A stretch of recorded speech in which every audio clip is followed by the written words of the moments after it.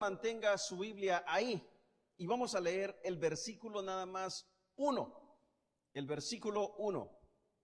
Cuando usted lo haya encontrado, me puede contestar con un amén. ¿Lo tenemos? Bueno, la palabra del Señor se lee en el nombre del Padre, en el nombre del Hijo y en la comunión de su Santo Espíritu, y dice así: en el principio era el Verbo, y el Verbo era con Dios, y el Verbo era, una vez más, en el principio era el Verbo, y el Verbo era con Dios, y el Verbo era. Señor, te damos gracias.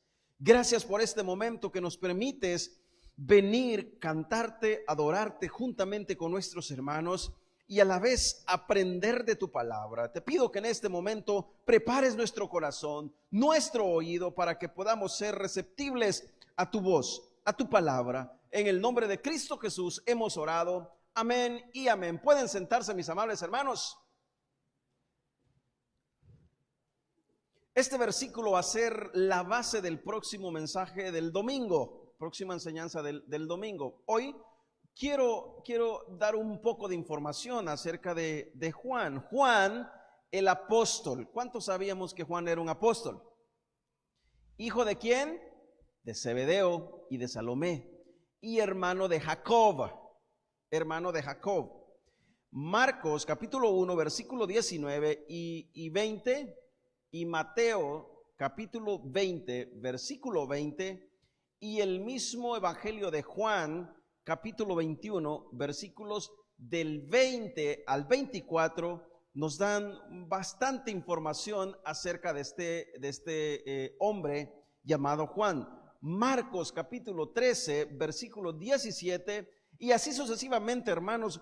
Puedo pasearme en los otros 3 evangelios donde nos habla acerca de Juan. Pero Juan es un judío con conocimiento del Antiguo Testamento, ¿verdad? Juan es un judío con conocimiento del Antiguo Testamento. Fue testigo. Esto quiero que lo tenga muy presente, ¿verdad? Porque Juan, para que llegara a ser apóstol de Jesucristo, tuvo que haber sido testigo ocular de todos los hechos de Jesús y su ministerio. ¿De acuerdo? Él tuvo que ser testigo ocular, tuvo que presenciar todos los hechos, todo el ministerio de nuestro Señor y Salvador Jesucristo. Uno de los 12 discípulos, por esa razón califica a este llamado del apostolado. Por esa razón es llamado apóstol, porque fue testigo de todo el ministerio de nuestro Señor Jesucristo, desde el principio hasta el final.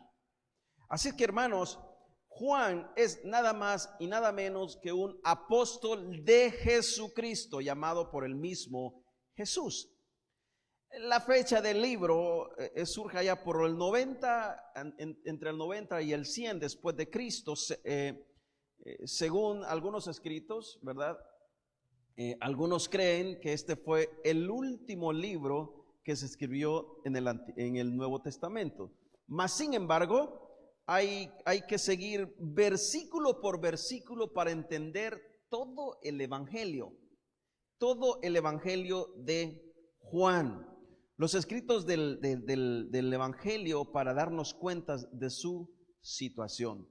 Hay algunos teólogos y la mayoría quizás concuerdan que el Evangelio de Juan es el Evangelio más simple en lenguaje para entenderse, no en contenido, en su lenguaje, porque su lenguaje es tan fácil que todo lo entendemos. Todo entendemos, todo el Evangelio de Juan por ese lenguaje tan común, simple que se utiliza, pero en su contenido es el evangelio más profundo de los otros 3 evangelios, porque hablan nada más y nada menos que la deidad y de la humanidad de nuestro Salvador y Señor Jesucristo. Y ningún teólogo hasta el día de hoy, o ningún historiador, o ningún hombre, por estudioso que sea, va a llegar a entender completamente la deidad o la humanidad de nuestro Señor y Salvador Jesucristo. Ninguno. Por lo tanto, entendemos el mensaje por su lenguaje sencillo, ¿verdad? Por ejemplo, Juan 3:16. ¿Cuántos se saben el versículo? Porque de tal, digámoslo todos juntos, porque de tal, todos, amó. No se lo sabe, hermano. Otra vez, porque de tal. Fíjense que hay unos que los tararean, fíjense, ya los caché. Hay algunos que los tararean. Hermano, pero por lo menos hizo el intento, ¿verdad? Porque de tal manera amó Dios al mundo, que ha dado su Hijo unigénito para que todo aquel que en Él no se pierda, mas tenga la vida eterna. Un evangelio maravilloso, hermano, un evangelio glorioso. Podemos decir que Juan y sus 3 epístolas y Apocalipsis fueron escritos en los últimos 10 años de la vida del apóstol. Eso sí lo podemos decir, ¿verdad? En los últimos 10 años, 3 de las epístolas de Juan, el evangelio y Apocalipsis fueron escritos. O sea, prácticamente Juan escribió ya en los últimos, ya cuando tenía una edad bastante, no tan avanzada, porque recuérdense que él fue también expatriado, ¿se acuerdan? ¿Verdad? Así es que el evangelio de Juan nos va a ayudar, nos va a aclarar y vamos a aprender mucho de ello.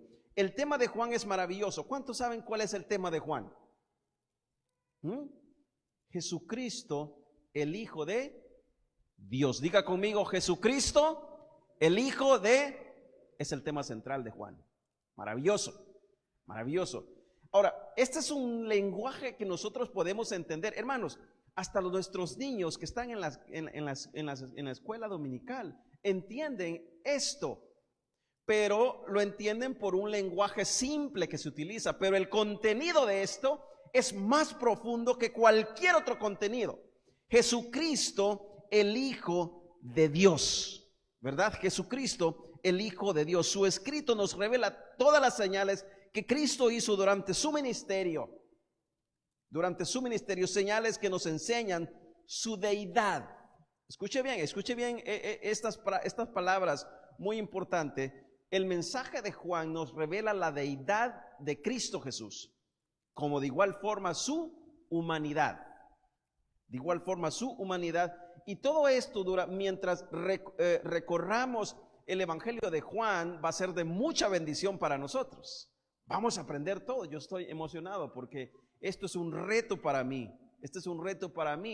A empaparme cada día de su palabra, de información, aprender y de lo que Dios presenta, de lo que Dios me enseña. Hermanos, yo puedo compartir con ustedes, pero en ustedes está la responsabilidad también de abrir las Sagradas Escrituras, estudiar, aprender, y el Espíritu Santo va a mostrarle y va a abrirle su entendimiento, sus ojos, para que pueda ser edificado a través de este evangelio. Bueno, tema del evangelio es Jesucristo, el Hijo de Dios.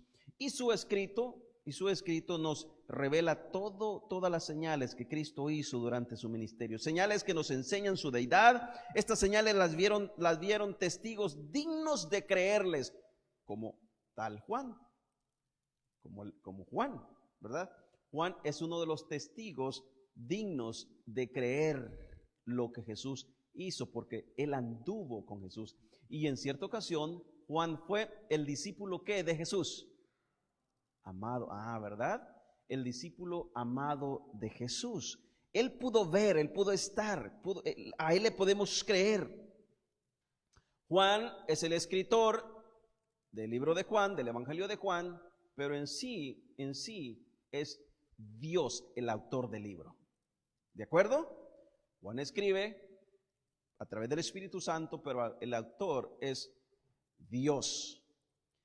Todas las escrituras son inspiradas por Dios. ¿Cuántos creemos eso? Todas las escrituras, Dios usó a un personaje, a un hombre humano, para que éste escribiera, pero el autor principal es ¿quién? Dios, desde el Génesis hasta el Apocalipsis. Así es que, hermanos, sigamos un poco caminando. Juan quiere mostrar al hombre la verdad de Jesús y que la gracia los alcance por medio de creer en nuestro Señor y Salvador Jesucristo. Nuevamente, Juan 3:16, un texto base, ¿verdad? Juan quiere mostrar a Jesús. Juan presenta a Jesús desde el principio. Desde el principio, Juan comienza es quien abre la brecha para que Jesús viniera y se expusiera, para que Jesús viniera y comenzara a predicar la verdad del Evangelio. Juan decía, yo en verdad los bautizo en agua, ¿se acuerdan? Pero está pronto por venir alguien que los va a bautizar, ¿en qué? Y decía, y no soy ni digno ni tan siquiera de desatar las correas de sus sandalias. Porque es mayor que yo. Porque es mayor que yo. Juan muestra a Jesús, Jesucristo. Juan 3:16, porque de tal manera amó Dios al mundo que ha dado a su Hijo unigénito para que todo aquel que en él cree, no se pierda, mas tenga la vida eterna. Esta y muchas más nos revelan el mensaje directo de Juan. Este es un mensaje directo de Juan, tan fácil de entender, hermanos. Tan fácil de entender por su lenguaje fácil. Este evangelio no contiene todas las señales que Jesús realizó en todo su ministerio. Jesús realizó muchos más. Usted puede decir, pero ¿cómo puede ser que no? Bueno, vea lo que dice Juan 20, 30 y 31. Vaya, busque en la Biblia, busque ahí el libro de Juan, manténgalo. ¿Qué dice Juan 30 del 30 al 31? Hizo además Jesús muchas otras señales en presencia de sus discípulos, las cuales no están escritas en este libro. O sea, hermanos, las riquezas que hay en este libro son grandes, son maravillosas, pero hay un mar de riquezas más grande que no fueron escritas aquí. Pero, hermanos, nos basta con toda la información que nos dejó el apóstol para gloriarnos, para creer, para amar, para abrazar este evangelio. Así es que, hermanos, este evangelio contiene cierta parte de todas las señales de Jesús, pero no todas. No todas. Dice, además, Jesús hizo muchas señales en presencia de sus discípulos, las cuales no están escritas en este libro, pero estas se han escrito para que creáis que Jesús es ¿quién? El Cristo, el Hijo de Dios. ¿Cuál es el tema principal del libro, dijimos? Jesucristo, el Hijo de... Entonces, estas señales fueron escritas, según el versículo 31, para que creáis que Cristo es el Hijo de Dios. Cristo es el Hijo de Dios, el Hijo del Dios viviente, y para que creyendo tengáis vida en su nombre. Juan 3:16. Para que creyendo que Cristo Jesús es el Hijo de Dios, entonces todos aquí podamos tener vida y una vida eterna. Una vida eterna. El evangelio de Juan parece ser un evangelio simple y sencillo, y lo es por su lenguaje simple de entender que se utiliza aquí, pero en realidad no es tan simple como parece. En realidad no es tan simple como parece. Hay una parte que es lo más simple de todo el evangelio, y es Juan capítulo 14, versículo 20, que dice, y vosotros en mí y yo en vosotros. Hermanos, ¿quién no entiende esta frase, esta parte? Todos la entendemos, ¿verdad?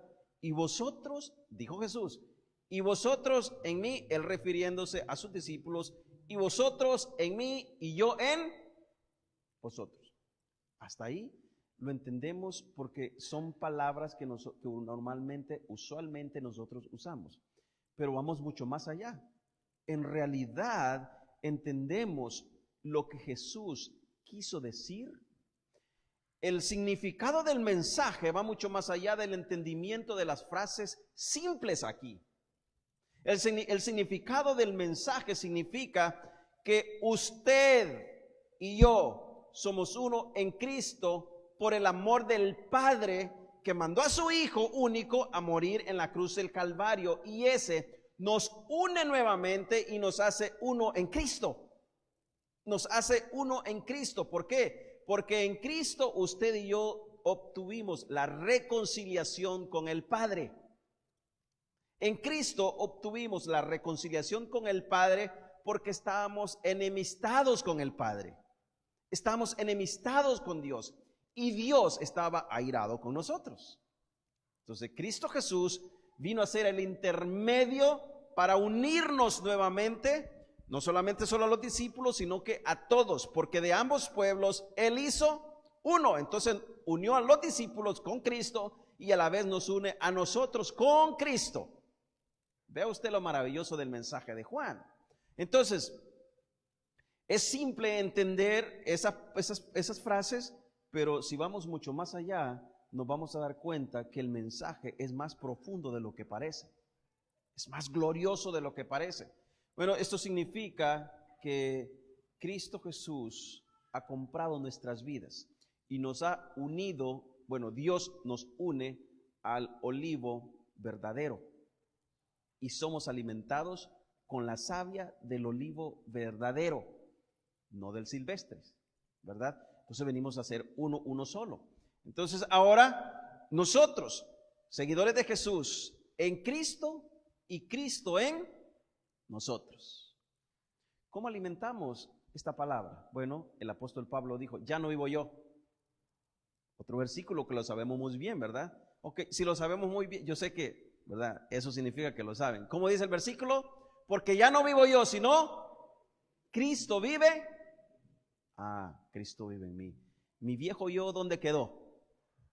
En la cruz, ¿verdad? Con Cristo estoy juntamente crucificado. Con Cristo estoy juntamente crucificado. Y vosotros en mí y yo en vosotros. Esta frase la puede explicar cualquier persona, hermanos. Pero si nos referimos a Jesús y el hombre, el filósofo más astuto o el teólogo más experimentado, le será imposible llegar a fondo y explicar con su máxima esplendidez lo que en realidad esto significa. Este es un misterio que lo maneja completamente y perfectamente solamente el Padre y el Hijo. ¿Cómo es posible que usted y yo venimos a ser uno en Cristo y Cristo en nosotros? Es un misterio que solamente Dios lo maneja a perfección. Lo que sí nosotros sabemos es que Él nos compró a precio de sangre y hoy somos su heredad, hoy somos su pertenencia. Lo creemos por la fe. Lo creemos por la fe. ¿Cuánto lo creen? ¿Cuánto lo creen, hermanos? Lo creemos porque Él nos lo ha revelado a través de su palabra. Él nos lo ha dicho a través de su palabra. Así es que el Señor es el dueño de todo esto. Por lo tanto, creo que este también es uno de los evangelios más profundos, porque Juan expone a cada momento la deidad de nuestro Señor. Así que mientras recorramos los versículos, haré todo lo posible de prestarle la mucha atención posible para que a través del Espíritu Santo todos podamos ser guiados, ¿verdad? A través de este tiempo que nos queda. Claro que podemos conocer sus palabras simples usadas aquí, lo podemos conocer. Pero eso no quiere decir que conozcamos el significado de su mensaje. Estamos a punto de entrar a un evangelio donde necesitamos la ayuda del Espíritu Santo para que éste nos abra el entendimiento, nos guíe a toda verdad y a toda justicia. Estamos a punto de comenzar un libro maravilloso y yo le invito, mis amables hermanos, que usted en su casa, en su trabajo, donde quiera que esté, si tiene la oportunidad, lea este libro, léalo, estúdielo. Pídale al Espíritu Santo que le ilumine, pídale al Espíritu Santo que lo guíe para que pueda entender a través de él lo va a guiar a poder aprender de la palabra. Un rabino le preguntó a su colega, ¿qué quiso decir él? Refiriéndose de Jesús. Y le dice, te enviamos para que evaluaras sus enseñanzas y para que supieras si sigue las tradiciones. Hablándose de Jesús. ¿Sus enseñanzas van a producir un alboroto o se puede contener a este hombre? Refiriendo de Jesús, la conversación que tienen los rabinos. Este es diferente, le dijo el otro. Le respondió su colega. Todos corren hacia él. Sus enseñanzas es impactante, pero lo deja a uno con muchas preguntas. Mire, todos corren a él. Sus enseñanzas son impactantes. Le dice, pero lo deja a uno con muchas preguntas. Le dice el otro, bueno, lo volveremos a oír si viene a las fiestas. Los dirigentes religiosos de Judea se habían cuestionado el ministerio de Juan el Bautista y se habían preocupado por su influencia, según Juan capítulo 1, versículo 19 al 29. Pero después de escuchar a Jesucristo, se dieron cuenta que estaban en problemas. Cuestionaban a Juan, ¿verdad? Cuestionaban a Juan por su influencia, por su enseñanza. Estaban un poco preocupados porque la gente lo seguía. Pero de repente aparece ¿quién? Cristo Jesús.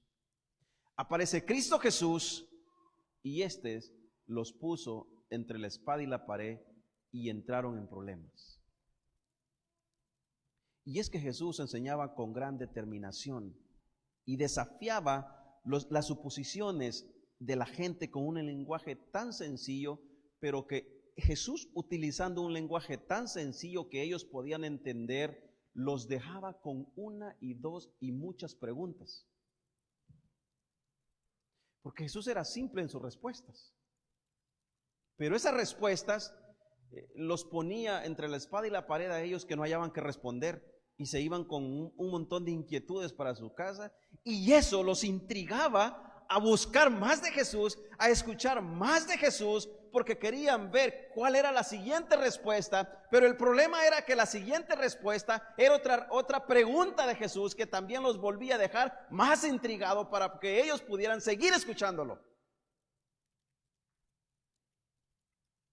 Entonces aquí ellos están en problema, aquí no encuentran la salida y tienen que seguir escuchando a Jesús porque son supuestamente los intérpretes de la ley, son los que aplican la ley, son los que le explican al pueblo. Y si ni ellos mismos entienden lo que Jesús está enseñando, ¿cómo le van a explicar al pueblo? La sencillez lo lleva a complicarse completamente. La sencillez.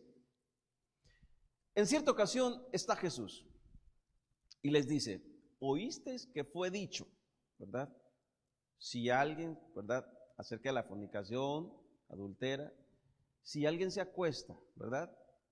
Pero Jesús les dice, pero yo os digo, hermanos, son palabras bien simples.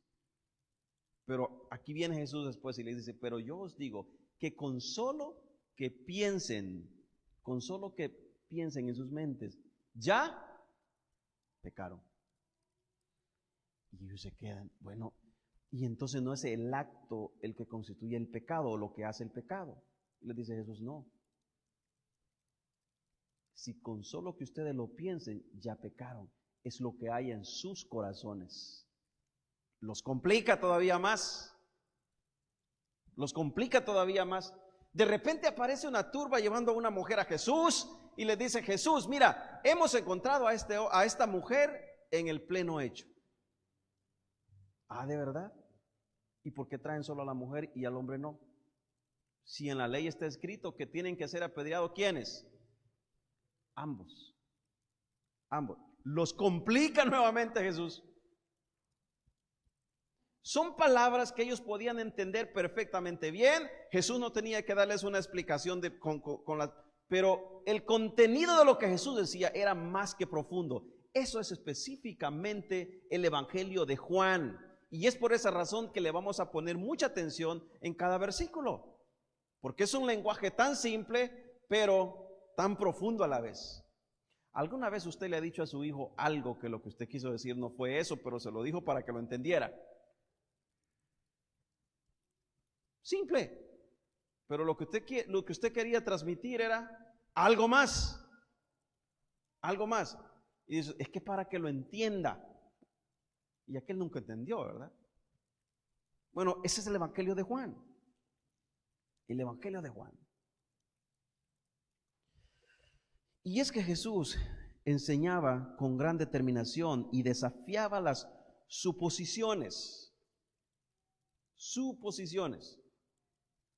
de la gente con su lenguaje sencillo. Pero muchas de las enseñanzas de Jesús invitaban al oyente a una reflexión más profunda, porque exponía los eternos misterios de la fe. Con simples palabras, Jesús exponía los eternos misterios de la fe. Como por ejemplo, regresemos al mismo versículo que hemos leído. Juan 3:16. Porque de tal manera amó Dios al mundo, ¿verdad? Dios amó tanto al mundo que entregó a su Hijo único, unigénito, para que todo aquel que en Él crea. Pero en realidad quiere decir que todo aquel que en Él crea, o está diciendo a sus hijos quienes van a creer en Él. Está diciendo el mundo, significa aquellos que han sido escritos sus nombres desde antes que el tiempo comenzara a correr. Estos van a creer en la fe. Y cuando estos crezcan, van a tener vida. Cuando estos crean, van a tener vida eterna. Una vida que no perece. Una vida que no se termina. En la fe. El apóstol Juan se dedicó a juntar estos hechos de los misterios de Jesús. El apóstol se preocupa en juntar estos hechos de Jesús, y esa es la razón que considero que el Evangelio de Juan, por el hecho de exponer los misterios de Jesús, no es tan simple como parece. No es tan simple como parece, o como lo categorizan. Normalmente lo categorizan el Evangelio simple por su lenguaje, pero su contenido es más extenso que cualquier otro evangelio. Más glorioso, maravilloso, porque el misterio de Jesús nunca podremos entenderlo desde el principio. El Evangelio nos muestra la enseñanza de nuestra fe cristiana. Versículo 1. En el principio era, ¿qué dice? El Verbo. Y el Verbo era Dios. Desde el principio. Nos habla de la esencia de Dios, hermanos. Nos habla de la esencia de Dios. Dios es eterno. Diga conmigo, eterno. Él nunca creció, Él nunca aprendió, Él nunca se desarrolló. Él ha sido justo, juez, eterno, sabio, santo por una eternidad. Nunca ha tenido un principio y nunca tiene un fin. Él es Dios. En cierta ocasión se les presentaba a los profetas y les decía: ve y dile al pueblo, el gran yo soy dice. O sea, diles al pueblo, el eterno dice, ¿verdad? El eterno dice. Nos habla de la esencia de Dios, pero que tres personas moran y componen al eterno Dios soberano. Y estos son Dios Padre, Dios Hijo y Dios Espíritu Santo. Dios Padre, Dios Hijo y Dios Espíritu Santo. Hermanos, ¿cuántos de los que estamos aquí, y espero que todos comprendamos esta verdad, creemos en el Dios Padre? ¿Creemos en Dios Hijo? ¿Creemos en Dios Espíritu Santo? ¿Lo creemos? ¿Creemos en la deidad del Señor? ¿Creemos en esta Trinidad divina del Señor? Pero que estos tres componen uno solo. Componen uno solo. Dios Padre, Dios Hijo y Dios el Espíritu Santo. El Padre engendró al Hijo y desde la eternidad, y el Espíritu Santo provienen del Padre como también del Hijo. El Padre engendra al Hijo, ¿verdad? Y el Espíritu Santo provienen del Padre y también del Hijo. Por lo tanto, hay tres personas distintas, iguales en gloria, iguales en majestad, pero hay una sola esencia en ellos, y es que es un solo Dios. Es un solo Dios. Hay un hombre que atacó la divinidad de Dios. Este se llamaba Cerinton, contemporáneo de los apóstoles de Jesucristo. Cerinton quiso penetrar a esta verdad divina, pero lo hizo con la razón humana, como quizás muchos lo hacen hoy. ¿Cómo es posible que hayan tres y a la vez digan que hay uno? Razón humana, ¿verdad? ¿Cómo es posible? No, y dicen, no, es mentira.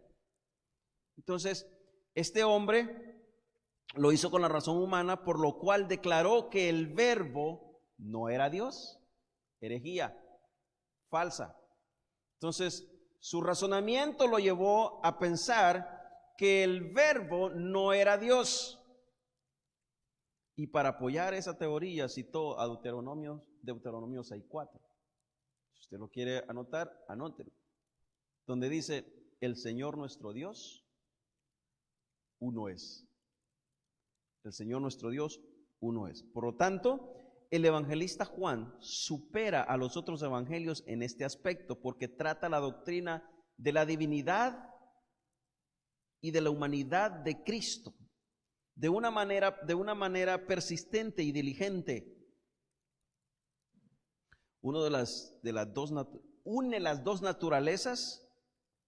Cuando Cristo se hace hombre, nos habla, obra milagros y muere según su humanidad de hombre. Muere según su humanidad de hombre. Y después se establece también en su divinidad. En su divinidad. Ahora, como iglesia, aquí viene nuestro desafío con este libro, y voy a ir terminando con esto. Número 1, entender el mensaje de Jesús para el hombre. Diga conmigo, entender el mensaje de Jesús. Repítalo conmigo, entender el mensaje de Jesús para el hombre. Número 2, encontrar el deleite en esa persona llamada Jesús. Encontrar el deleite en esa persona llamada Jesús. Número 3, convertirnos en discípulos amados de Jesús. Número 3. Número 1, entender el mensaje de Jesús para el hombre. Número 2, encontrar el deleite de esa persona llamada Jesús. Número 3, convertirnos, como el mismo Juan, en discípulos amados de Jesús. Hermanos, usted y yo, al igual que Juan, somos sus discípulos amados. ¿Sabe cómo nos trata la Biblia?